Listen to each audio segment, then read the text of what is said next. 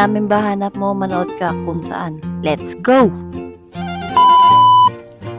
For today's video guys, tara samahan nyo kami kakain sa pinakamasarap na ramen sa R8.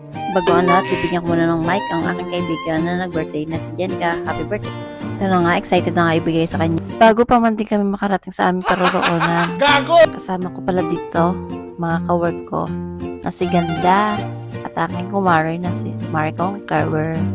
Tanan! Doon na nga namin tinuloy ang aming chismisa sa may MRT at may kasama pa kaming isa.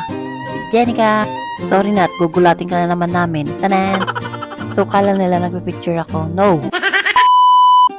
Finally, dito na kami sa may MRT ba walang maingay. Mamaya na kami pwede mag-chismisa ang pagbaba ng MRT. Pagbaba namin, dito ko na nga binigay ang aking gift para kay Jenica. Mahilig din kasi siya mag-vlog. So, yeah. Pag-vlog to eh. Ang birthday ko sa'yo. Salamat.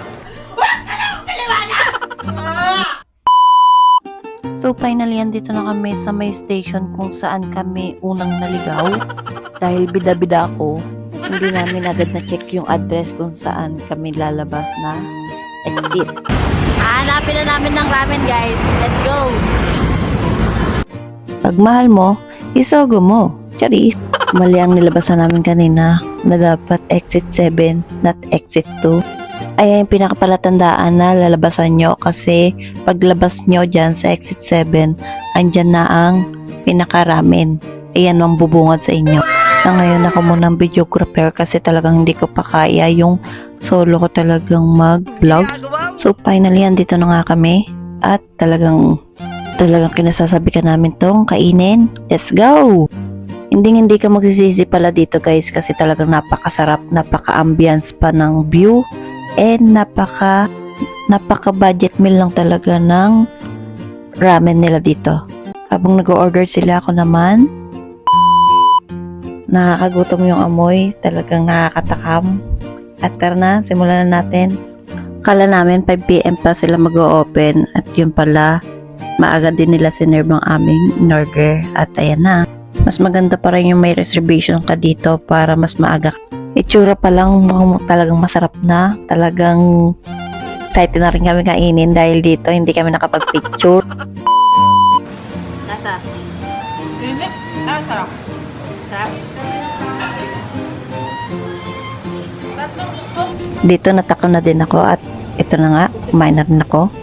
At kumain na rin kami. Okay na okay. Malayo!